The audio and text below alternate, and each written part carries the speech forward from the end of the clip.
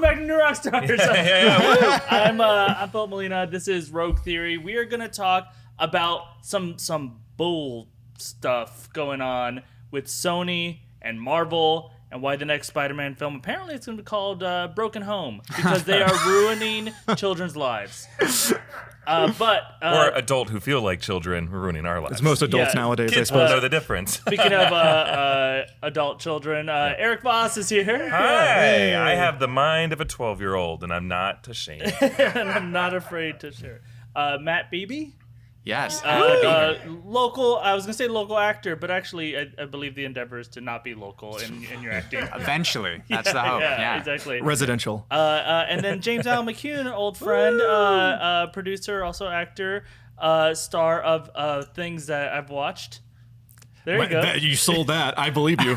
Yeah, well, if I'm not specific, you'll never know whether That's or not true. I saw those things. Guys, reminder, and I'm Filup Molina, by the way. Reminder, also, you can listen to this show on the Rogue Theory podcast feed. It comes out way earlier than the video version, so make sure to go subscribe to that wherever you get your podcasts. But on this episode, we have Rogue Theories about a couple things, and a sequel, an interesting sequel that is for The Matrix, which is crazy that they're bringing that back. But yeah, mostly we just want to talk about Spider-Man in the MCU or not apparently in the MCU anymore, and also what that means for MCU characters, also what it means for future Spider-Man movies. Also, is Tom Holland on unemployment now? Like, exactly what are the ramifications of this thing? So let's actually, for a second, kind of pretend like this isn't the worst news we've had in a long time, because they don't have Iron Man, they don't have Captain America, and they don't have Spider-Man, just saying. But let's pretend that our lives aren't ruined. And I just want to know, okay, well, what if Sony doesn't ruin this and they do specifically keep Tom Holland? What does that mean for a Spiderverse potentially that takes place over at Sony? I want to hear what you guys think those movies are going to be like. Are they going to be any good? What are they going to be about? Sony has, I think, 900 Spider-Man characters or something. What are your pitches? Yeah. I think with the success of Spider-Man Into the Spider-Verse that they could go back into the multiverse, and then Spider-Man can have all of his spider compatriots as his allies. And then, like you said, they have a bunch of villains as well. Interesting. So Would you say like they would leave the MCU that way? Whoops, I fell through a it's portal. a good way to explain it, right? Because suddenly the Avengers are gone, and Tony Stark is gone, and it explains it, right? Oh, they don't exist in this universe. Problem solved. Or is it their same Tom Holland Spider-Man, or is it like this dimension's Tom Holland Spider-Man? I think they'd be crazy to get rid of Tom Holland. Yeah. But they're both Tom Holland, just is one our MCU one, and like his other alternate dimension version of him. Or are you imagining the one we know is the one that travels to another dimension? I think he's the one who travels to another dimension, and the Avengers aren't there, and so maybe they just tightly wrap it up quickly, and then he they also move chooses on. not to talk about it very much, Right? and never say any of those characters' I think names that's again. the key, because the moment you bring up the blip or the snap, those are properties of the MCU. I think it's kind of just like the Peter Parker, Tom Holland we've known, who just never talks about his old friends ever again. And his suit is not the Iron Spider; it's a new one that he kind of makes on his own. Like, they're going to have to find some kind of legalese scripting. Well, with the Venom situation, they could very easily just give him the Venom suit. And Sure. Like the symbiote, you mean? the symbiote, and I think that'd be a great opportunity to mix in like Carnage. If they're to do like a Carnage Venom movie to start introducing Tom Holland's Spider-Man into it, he could very easily be like, I don't know, have a very convenient case of amnesia and need to like remember who he is or something, but the symbiote would remember how because I didn't really see Venom. Did was it still inspired by Spider-Man, or was it was this weird thing where it was completely a Venom storyline with Eddie Brock, and it still followed a lot of the same rules. The symbiote came from the same place. There's still references to Spider-Man. There just is, or to the Spider-Man universe. Okay. But Spider-Man is definitely not part of it. But going back in through Venom, I think is definitely interesting. I know you felt like the tones are wrong. Yeah, it's right now, like the Tom Hardy version of Venom just feels so tonally different. Like the reason Venom is a popular character is because he's derivative of Spider-Man, and I think that's one thing that Ruben Fleischer's Venom missed out on. It's not just that he's inky and black and kind of bad and a bit cannibalistic. It's because like it started as a black Spider-Man suit, and what would happen if a character who hated Peter Parker was super envious of his career? What if something that used to be attached to Spider-Man feeds off that and it turns into a character with a life of his own? But I think that order of it is essential to Venom's origin and his story. So it felt like the Venom movie was missing that. So maybe we could retroactively go. I think that's a great idea. That would be probably, Sony's best way Buddy forward. cop Venom Spider-Man movie. That would be It's gotta super be. cool if they teamed up against Carnage, because Carnage is like my favorite of the Rogues Gallery for Spider-Man, because he's a maniac. He like takes everything that serial killer. Venom could do but doesn't. Well, it's like the Joker got the symbiote or something, right? Yes, it's just like it's this so like chaotic killer. brain, yeah. So if then they introduce the Venom team up with Spider-Man to go after Carnage, that would be really interesting. And I would love to see like a really gritty, like Joker style Carnage movie where we kind of get this, because there's so much like adult stuff that could come from having a serial killer as a symbiote that we just won't see in the Marvel universe because it's just too dark. Yeah, like they straight up, like he gets home and he's like, "Hey, where's Ned?" And his skin is just like dangling somewhere or something. Yeah, Like, you it's get like super an dark. Ed Gein sort of symbiote. That would be rad. And I know you say it's like kind of a tonal difference, but I mean, I think Tom Holland's growing up, Spider-Man's growing up. He's going to be out of high school soon, and so maybe you can, like, the Spider-Verse can grow up with Tom Holland a little bit. And it's not like he doesn't have like adult thing. Like he's got trauma, like real big trauma he's got to deal with. So like they could very easily fit that in, that tone. Yeah, you let Tom Holland grow his beard out, and then he comes home one day. Can he? Well, then he CGI mean, one let on him? there. Is someone stopping him? Yeah, get the guys who did Superman, took off Superman's mustache to put Maybe not them. mustache on. Yeah.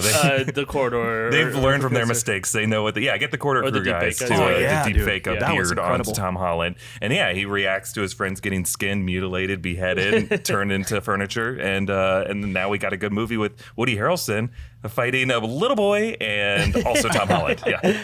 Or Tom Holland, his Spider-Man, gets into this universe, completely snaps. He becomes a serial killer. Oh, sure. Yeah. Then sure, we get yeah. Carnage Yeah. from him, and then Venom's out to Well, fight what's him. stopping him from doing that right now? You're saying the actor Tom Holland, yes. In real life, yeah. I mean, he's an acrobat. he would Serial flip over killer everybody. plus acrobat, unstoppable. That'd be incredible.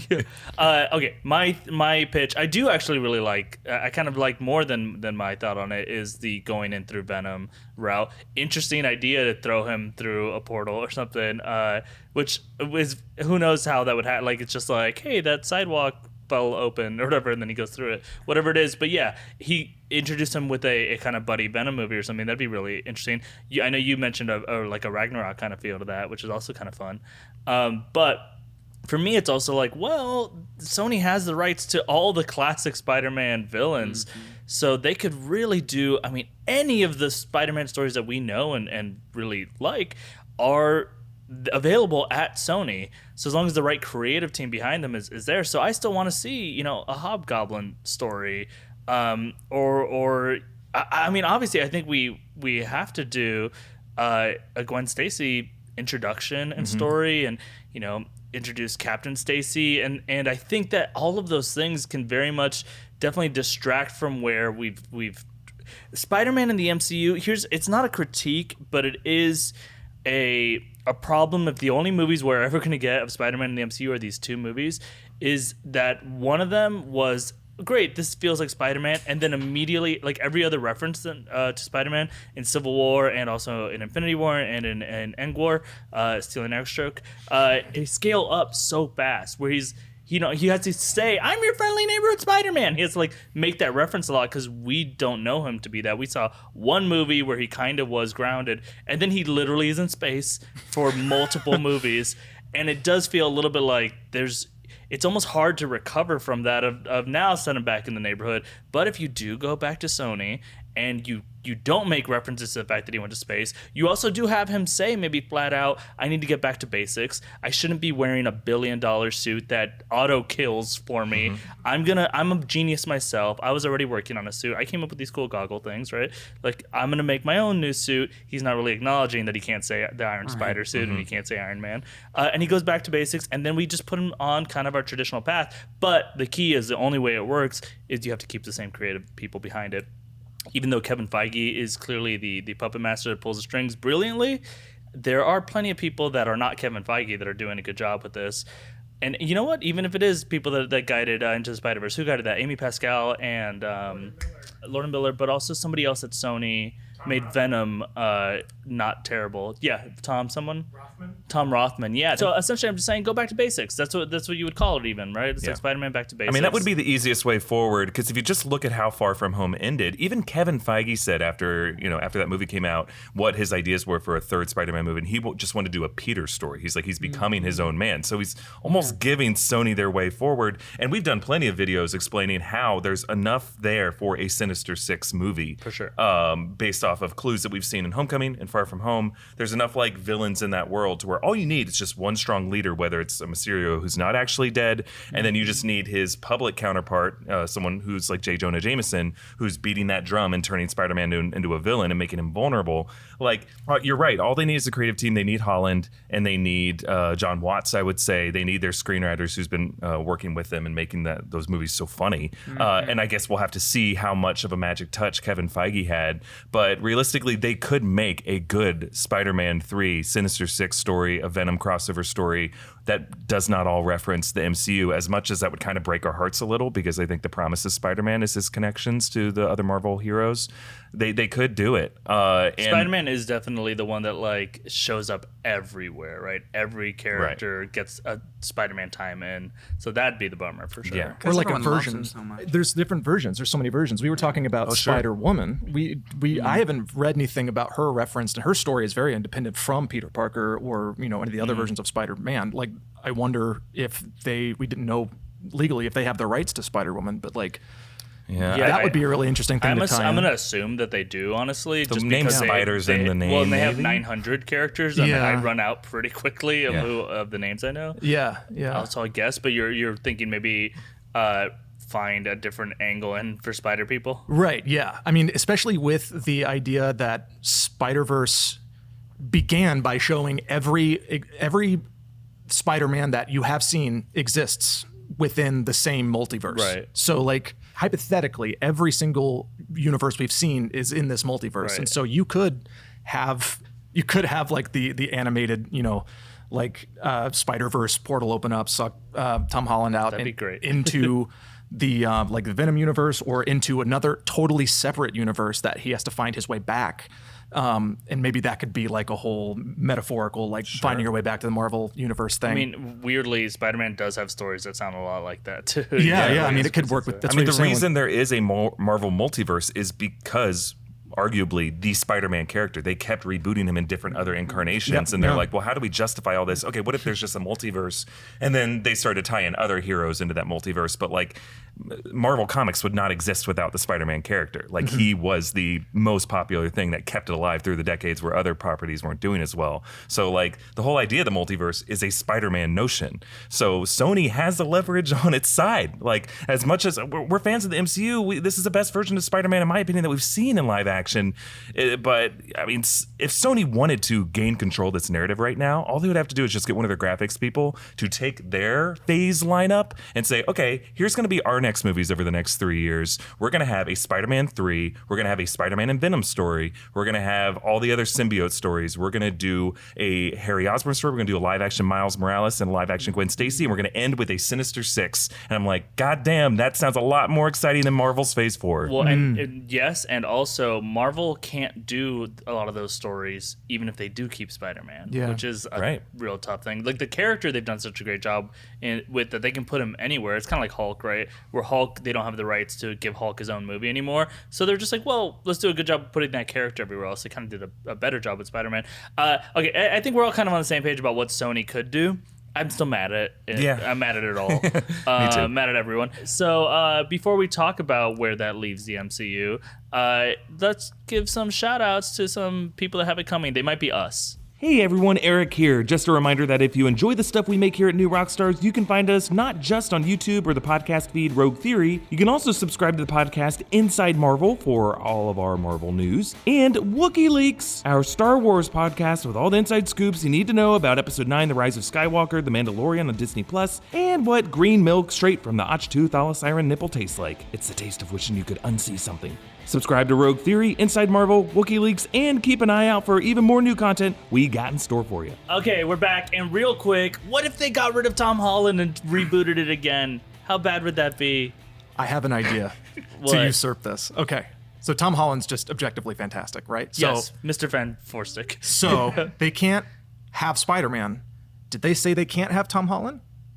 No, they can have Tom Holland. Tom Holland signed the Tom deal Holland, with Sony. yeah. So we'll Tom go Holland anyways. just shows up one day as a different character. Oh, we would so support that, right? Just a new guy who looks a whole lot like he who shall not be named legally.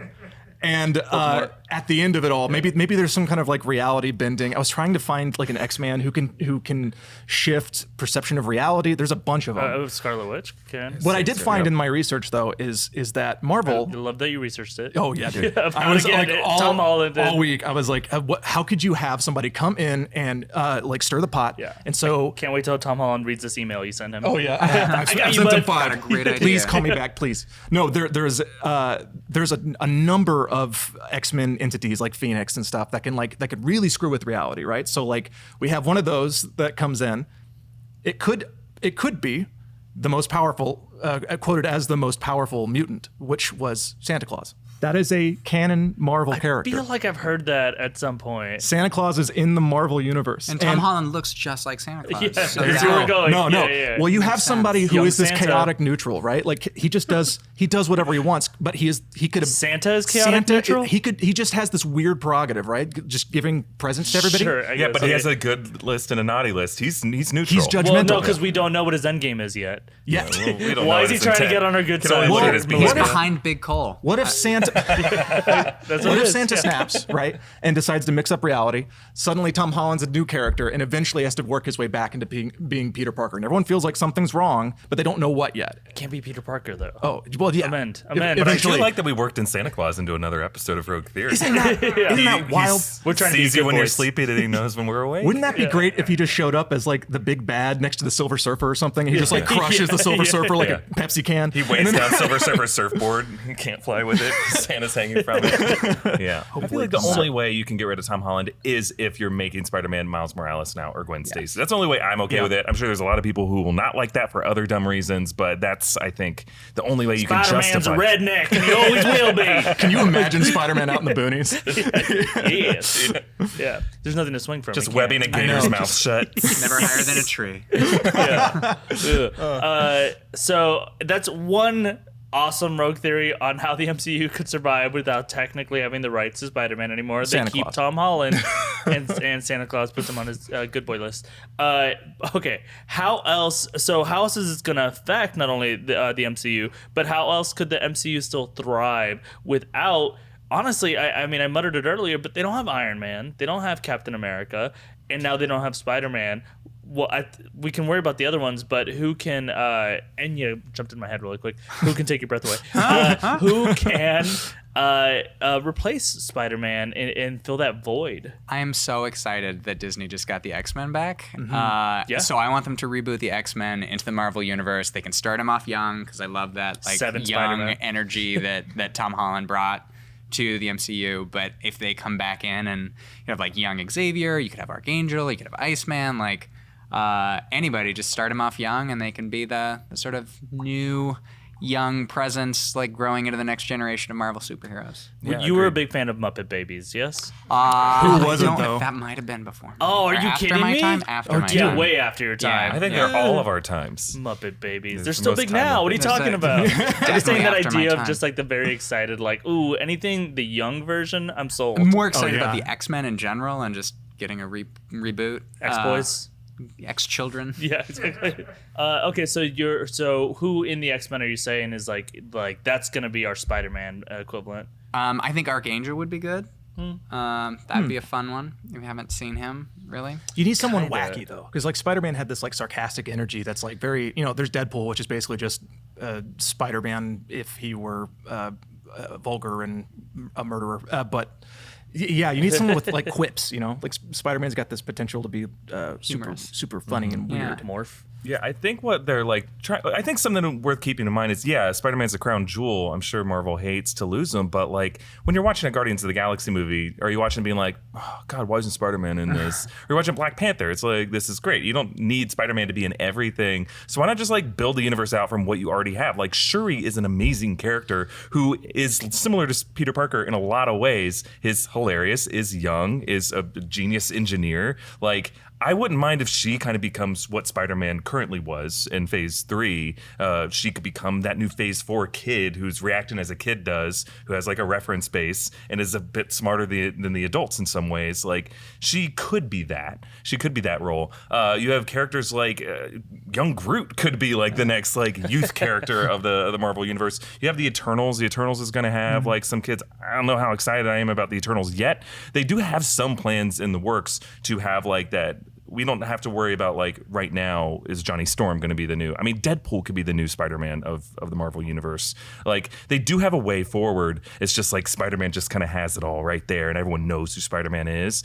Personally, I would love if just Deadpool becomes what Spider-Man is, either like the Ryan Reynolds version, or if they have some new kind of younger incarnation of Deadpool in this. I mean, maybe version. if Deadpool goes back to high school or something, because I do think one of the reasons I don't like Shuri filling that role is because, I mean, she's probably like a trillionaire. You know what I mean? She has access. She's a princess. She's a princess. She has access to everything, and so Peter Parker is brilliant. A little side route the MCU went with it is they made him seem real dumb. Like, you know what I mean? Like, he does common not sense. Misses out on common sense. Exactly. Is book smart. So there are some moments where he does some amazing science knowledge dropping, and you're like, oh right, and that's the version of the MCU, and that totally worked for me. Actually, he is in line with Star-Lord.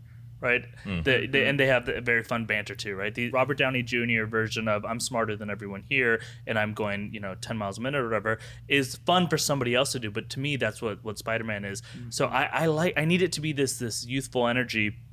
You were talking about this, or in general, we were talking about how the Russo brothers keep trying to ruin your life. Oh, right. And so they said that Nova we still haven't found the Easter egg. Yeah, in that Endgame. Nova was an Easter egg at the end of Endgame. And they're like, just kidding, Eric. Yeah. He's not. They talk directly stop to looking. me. Everything they say is directed at me. Yeah, Nova would be great. So Nova would be really interesting because Nova, if you guys aren't familiar, is a high school kid basically, and then they did kind of Richard Rider, and they did set up that idea a little bit with he is to the Nova Corps, which we saw in the Guardians movie, has been wiped out by Thanos. We didn't see it happen. I don't. But we have to assume they're gone. But they're all gone. So that happens in the creation of Nova. That's his origin. There's one last Nova Corps member. It could be the John C. Reilly character or something. But that person essentially hands off that the mantle of the Nova or whatever to this high school kid. And then he's like super powerful and amazing, but he's also just a high school kid. And when he like tries to go back to school, he like missed too many years too, so he's kind of dumb. And then he ends up joining a bunch of other dumb kids too. Like, it's just all that energy that I used to think when I would read it, I'd be like, I don't know if this could be ever like pulled off in some epic way, but the MCU has pulled off dumb so well so many times now that it's actually more fun to be the dumb idiot than the genius in that world, at least. Yeah, the nice thing about Nova too is he can go to space, and it seems like Marvel's spending more and more time up in space. It almost is like they treated Spider-Man like he was Nova or something. Yeah. They can build their next universe cosmically. So they're bringing in characters like Adam Warlock, Silver Surfer. It's all taking place off-world. Maybe that's where MCU should go. They should less worry about finding characters on-world, unless they're the X-Men, and see what else is out there in the universe. I mean, they kind of have to, right? Because after Thanos, you have this like god-tier villain. You kind of have to go above that. And the intimate stories are like great, and I want more of that because I feel like I connect to it a lot more than these like. You mean like intimate? Yeah, that would be fun. The whole like sexual. Why doesn't the MCU? Universe. We pitched a number of times that the MCU needs to start jumping genres and doing a couple things, doing a horror, doing a mystery, or whatever. Rom-com. But let's do some late night Cinemax. The integrated porn universe in the Marvel. Yeah, exactly. Yeah. Super sex would be really hot. I mean, or it's just Vision playing every part. Or dreadful. There's a lot of really messed up ideas within the Marvel universe that would lead to a very upsetting adult world. Like just the old Jessica Jones thing by Jessica itself Jones was like, oh, that's messed up. Like that potential is really, really freaky. So like it could get way worse than that down the road. Yeah. Especially with the Hulk. How's that work? Very well. Well, Just don't get in a lover's quarrel. the second we introduce She-Hulk, what has to happen at some point, they have to address that they're going to be destroying more than buildings. Each other's hearts. Yes, of course. I'm going to double down on this Deadpool idea being the new Spider-Man, because we know that when Deadpool loses a limb, it regenerates as a baby limb, baby legs, baby arms. What if he gets destroyed, regenerates as a baby, and we deep fake Ryan Reynolds' face on a teenage body, and that is our new Spider-Man. Wouldn't I that be- regret teaching you what a deep fake was. It is your solution to everything. He calls out from work now. He's like, deep fake me in. Which means just invite me to where you're going. I don't know what deep fake means. I just think it's a verb. If I don't you- think you could spell it if you had to. Didn't I they can't do spell anything. I can't read. Didn't they do a Deadpool thing where he was just a brain at one point? His whole body gets destroyed at one point. It starts from a brain and just builds its way Yeah, he out. gets like Kamehameha down to atoms and he still comes back. So like, I imagine, you could do something like that. Just like Spider-Man. Yes, just like Spider-Man. It's the same thing, kids. It's Spider-Man. Yeah. All right. So speaking of bringing things back from the dead, The Matrix is getting a sequel now. What? All this time later. The Matrix, by the way, one of the single franchises that has like famously nailed a movie and then done sequels that made people think, I never want to see a sequel for this again. I want it to go die. Like I want people to be punished, charged for war crimes because of the sequels to The Matrix. But the which first I is liked, so actually. good. No, Yeah, they aren't but that bad. No, I know. They're no fan But, four stick. Mr. Matrix 6. But I do think that it's so ripe, that world that they created and not nailed later, that it totally would make sense to bring it back, especially now. I mean, did you hear this thing that I think it's some ridiculous percentage, like maybe it's most people or some crazy number, do believe we are in a simulation now? It's a at very all times. popular idea, you know. It's one of the many conspiracy. It's one of the conspiracy theory lights that if we could all just stop at believing we're in simulations and go no further down that rabbit hole, we'd probably be okay as a society. Unfortunately, that's a gateway conspiracy theory. There's so many other bad conspiracy theories, so I stay away from it. Well, what do you believe? I'm not getting into that here. That's for late night Who's your new god? Rockstars. Softcore new Rockstars. Why is it a Cinemax theory? It's like it's a simulation and it's a sexy. It's a sexy one. It's all. We have to have strip poker before I get into that. No, I think the simulation is. We live in a it's stimulation. very, very popular, unfortunately, or fortunately, right now. And it all starts with. I mean, we did our Matrix rewatch, and we found new stuff in it recently. And I wanted to go deeper into this idea how right now in 2019 the ideas presented by the 1999 Matrix are more relevant to today's society far more than they were to 1999 society. So it makes total sense to me that they're rebooting this. Doesn't hurt that Mr. Breathtaking it's going to be starring it. Lawrence Fishburne, I'm referred to. But how? That's the thing. Because if you watched the last movie, Well, they're ignoring them. they they have will. to be like, okay, that was another layer of the Matrix that another they failed were See, Yeah. that's my theory, that they're gonna like Inception it in there and the like, world invalidate yeah, the let's entirety. formalize this theory section. All right. What is this movie going to be about? If you remember The Matrix, we're in a simulation, he's the one, and then other movies happen that are crazy. Right.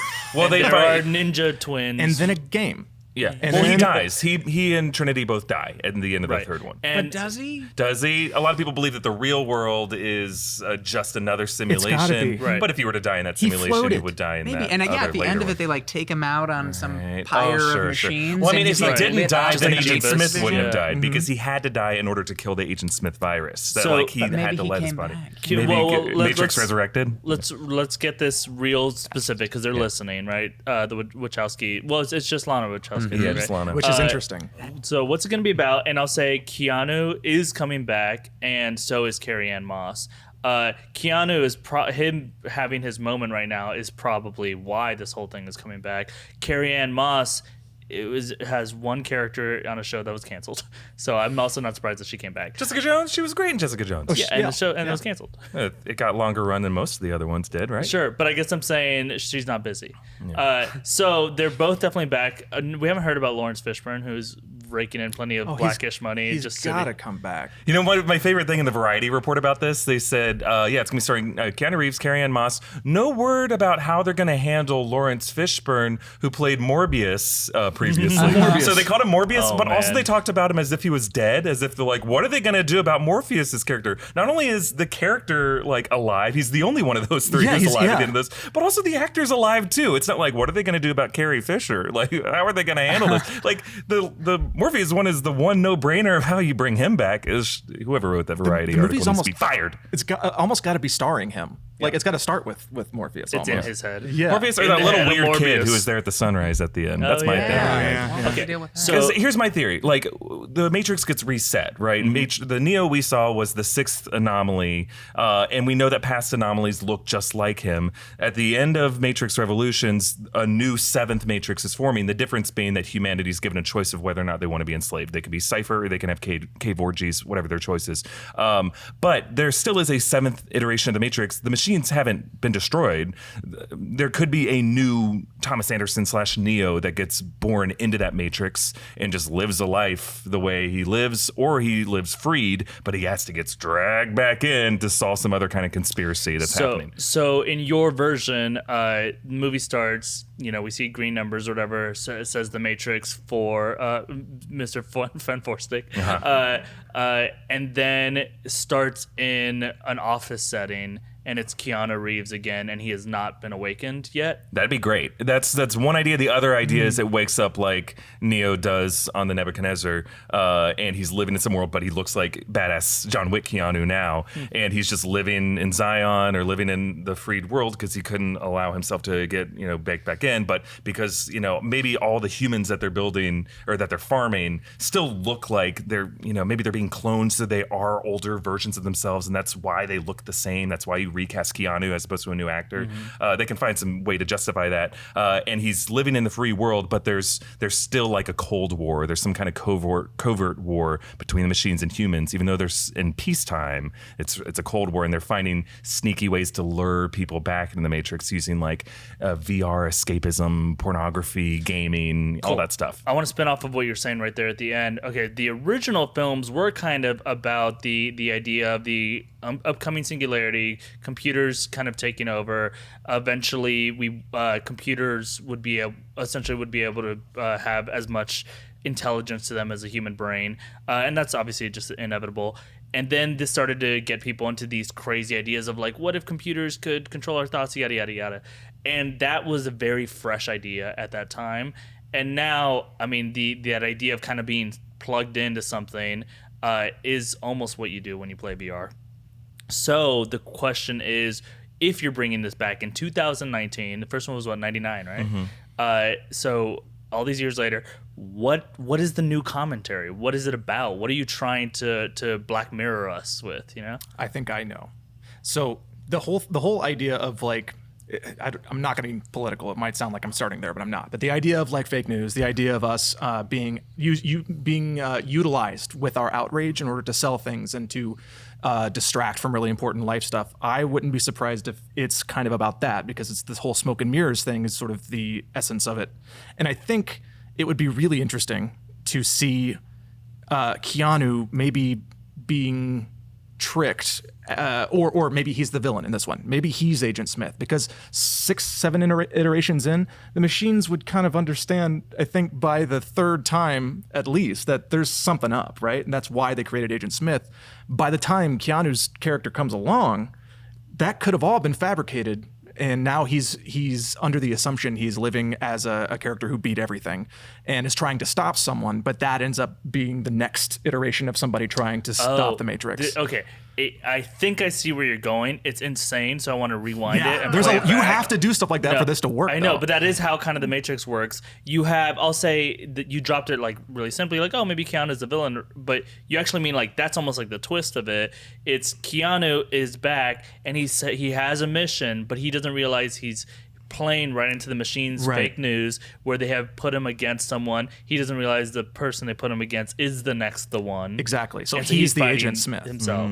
Gotcha. And there is that theory that Agent Smith is truly the one of the Matrix trilogy. Right. That he is the one who joins the Source and threatens the Matrix in a way that Neo is just kind of serving that character's arc. Because the computers, like by the time you have as frequent a pattern as that, they would have to have some sort of like realization that they need to start tricking the things that are trying to trick them. You know, what's interesting is the whole idea of Neo's hero's journey was a narrative that was a trick originally. That's what the architect was explaining, that Neo was an anomaly, and in order to fix this anomaly and keep it on a cycle so they can reboot themselves every time, the Oracle came up with this idea of what if I sent someone on a hero's journey each iteration of the Matrix, but what she did to screw that up is she created this love angle with Trinity. Then Neo chose love over choosing to restore the system, so that kind of broke the cycle in a way. But yeah, I think it's going to have to be another layer of trickery. Like they find out, like the way Revolutions ended was, what if humans had a choice? You know, that's what makes humans different from machines, is we can choose. We're not on these preset things. But the first Matrix posed a question of what if humans were slaves to machines? Right. The next movie, Matrix 4, could be, what if humans chose to be slaves to machines? Because Matrix ended with a choice. Yeah. Well, and what if say we chose that sentence you just said again about Matrix 4, what it's about, but just process what we all do all day with all our technology. Yeah. I mean, think, every day we choose to pick up our phones, we choose to plug in, and that's very much an idea that was at the cyberpunk core of the Wachowskis back in the late 90s.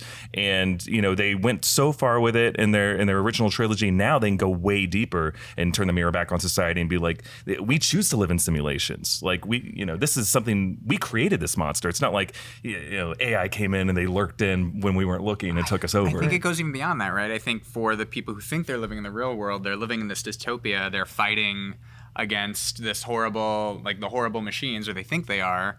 But maybe that's just like another layer of the Matrix, and the machines are using that to keep people under. Yeah, I could see that. Great. Guys, I'm going to say that really went rogue right there at the end, but it all started with James L. McCune, so you get the rogue theory of the episode. Yeah. Was this for the Santa Claus thing? Is that what it was? I think so. I forgot that you came up with that, and I've taken away the rogue theory of the episode. And I'll give you back instead rogue questions. These are questions I have not seen, I did not write, and I do not like asking. Ready? The just whatever comes up, guys. All right. The next James Bond movie got a title this week: No Time to Die. Pitch me your best Bond title. Quantum of Golden Pussy. Yep. Yeah. That's it. Question mark. Nailed it. Question mark. I had the same thing in my head too, where I was like, you gotta get pussy in there. The Solace of Death? Yeah. That actually sounds like a good one. That feels like it would be it. Bond takes a vacation. Yeah. And it's just him in a bathing suit. Bond like becomes that paparazzi Ernest. photo. Yeah, it's just him trying not to do it. Had Baby Bond too. You would have loved it. Guys, a producer for the Netflix series Daredevil paid $50,000 in an auction for the main costume from the series. What's the one thing from your old job you wish you stole or did steal? I feel like you stole things. I immediately A lot of Are always you the currently place. stealing things? Like, I don't know when I'm going to get access to this many staplers and staplers. I didn't take any staples. I was an idiot. Yeah, he used to work for a surgeon. Ruined him. They're nice staples. They're Open very nice gashes staples. out there. Yeah. Old job, things you'd steal. I used to, my day job before I got into entertainment stuff was I was customer service for a motorcycle company. I won't say which. I was the only person on customer service. And I would just constantly think about if they can handle one person for the entirety of the continent for customer service, I want one of these bikes because they're never going to fail. So I wish I had stolen like a, I almost set up my model. I want, but like a bike. It's a model bike. Yeah, just a model, like a little, no, like an actual. Yeah, I would definitely steal an office chair. They're so weirdly expensive. Yeah. And like these are pretty nice. You should think about maybe making sure one that of you these aren't left home. alone with them. I'll say that. It will fit in my trunk. I would steal so much of the SourceFed set. Ooh, yeah. which they started to give away for free, but then other people had the same idea and stole it first. Guys, the rebooted football league, the XFL, announced this week that their Seattle franchise will be the Dragons, partly inspired by Dungeons and Dragons, which is headquartered in Seattle. What's the dorkiest thing you could use to inspire a sports team name? They kind of did it. I don't know. It's like do the you get deeper Pittsburgh in that? Pikachus Yeah. kind of thing. Or There what you go. about the Jacksonville Natural 20s? Yeah. So you were on a team called the Natural 20 at one point. Yeah. It was a pretty dorky team. Actually, I went to NYU and our mascot was the Violet. We were the Fighting Violets. That's precious. That is the worst thing you Just could the use color? for a sports team. Is it- I think is it's it the the- flower, but I'm not sure. Okay. We didn't have a lot of sports. You just didn't get all NYU the is not sports. known Not for that, even. yeah. Not even people playing them. It would have to be something really niche, like something real specific that nobody would really understand at first reference. Oh yeah, like it's such a random obscure thing. If it was like the Noonan Keboria, whatever the name of the like the owl from Ocarina of Time. That was actually Rauru in disguise. Like if just something like real specific. That Yeah, only that's what. Like I that's could see the nerd is press specific. conference where the guy's like sweating trying to explain Yeah. he was actually the owl. Yeah. From, he was actually a god, but it was in the shape of an owl, and his head would turn upside down. take him away, boys. Death Stranding, an upcoming video game. That could have been a Bond name. Death Stranding, an upcoming video game from the creator of Metal Gear Solid, will let your character urinate and then use that as a weapon. Oh, thank God. What video game would most benefit from urine as weapons? Of all the things. I don't know. it's like- Red Dead? I don't know if Red Dead Redemption would, because like they're all covered in urine anyway. Yeah, constantly. But if in Mario Kart you can make a spill happen, Oh, and yeah, they're like, yeah. "Oh They no, slide I'm covered out. in stink." Yeah. That's the problem. It stinks. I have to go shower.